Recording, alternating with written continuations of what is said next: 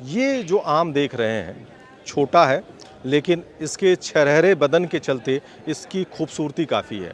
इसमें थोड़ा सा कलर है, हालांकि इसमें थोड़ा सा कलर कम आया हुआ है, नहीं कि ये जो आम की वैरायटी है इसमें थोड़ा सा हल्का गुलाबी टेक्सचर आता है, इसका कलर है और बहुत ही सुंदर आम है। और इसी वजह से इसकी सुंदरता के चलते ही इसको नाम दिया गया है हुस्न आरा।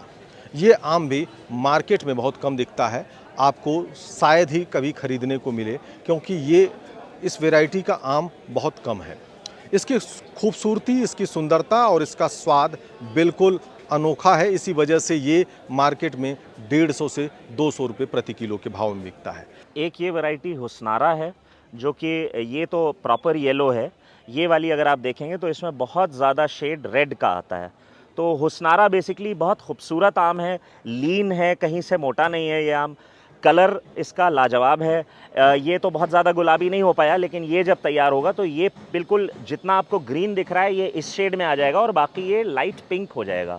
तो अपनी खूबसूरती को डिस्प्ले करता है ये आम, और काफ़ी पुरानी वैरायटी है ये। हमने तो ये आम नया लगाया है, इसकी हमने अपनी वो बनाई थी, तो ये हमारे नए आम का पेड़ का आम है, इसलिए इसका साइज़ बहुत ज़्यादा नहीं है। लेकिन अदरवाइज़ इससे ज़्यादा बड़ा आम भी होता है ये, और बहुत खूबसूरत वैरायटी है, खुशबू भी है और फ्लेवर भी है। खाने में कैसा रहता है? बहुत अच्छा फ्लेवर है, बहुत अच्छा फ्लेवर है। पतला शीरा है इसका, और खुशबू भी है इसमें और फ्लेवर भी है, दोनों चीज़ें हैं। जो दूसरी चीज़ ये है कि जैसे नाम है उस हुस्नारा, ये कितनी पुरानी वैरायटी है और कैसे इसका नाम पड़ा? मेरे हिसाब से ये नवाबों के दौर की वैरायटी है, और एक बहुत खूबसूरत लेडी के ऊपर इस आम को रखा गया है, क्योंकि खूबसूरत जो दिखाई जाती थी, उनका बेसिक जो इमेज थी वो ये थी कि दुबले पतले हों, लीन फिगर हो, और साथ में फेयर और अच्छा कम्प्लेक्शन। तो उसी को लेते हुए, नज़र में रखते हुए मेरे ख्याल से इसका नाम हुस्नारा रखा गया है।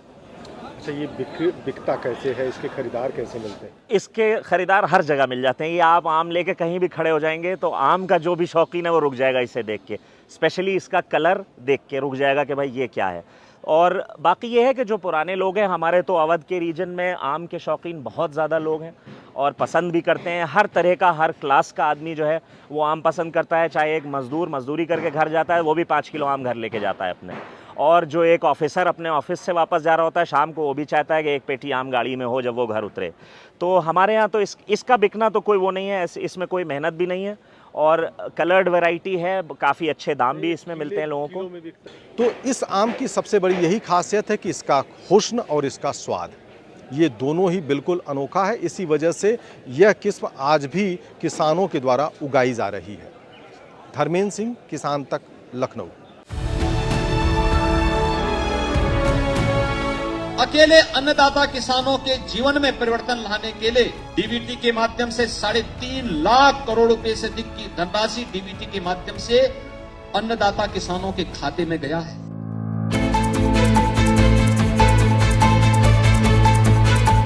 इस आसमानी तस्वीर को देखकर आपको झीलों के किसी शहर का एहसास हो सकता है, लेकिन अगर आपको ऐसा लगता है तो आप पूरी तरह से गलत हैं। ये बुंदेलखंड है। दरअसल इस परिवर्तन के पीछे है खेत तालाब योजना। केंद्र सरकार की प्रधानमंत्री कृषि सिंचाई योजना के तहत चल रही इस स्कीम ने इतना बड़ा आकार ले लिया कि सूखा क्षेत्रों में नई क्रांति आ गई। खेत तालाब योजना में सरकार किसानों के खेत में ही तालाब बनवाती है, ताकि तालाब में बरसात का पानी जमा हो, उस पानी से 12 महीने सिंचाई की सुविधा मिले। तालाब में मछली पालन भी हो, ताकि भूजल स्तर और किसानों का जीवन स्तर दोनों ही ऊपर उठे। इस योजना के तहत सबसे ज्यादा जोर बुंदेलखंड पर दिया गया।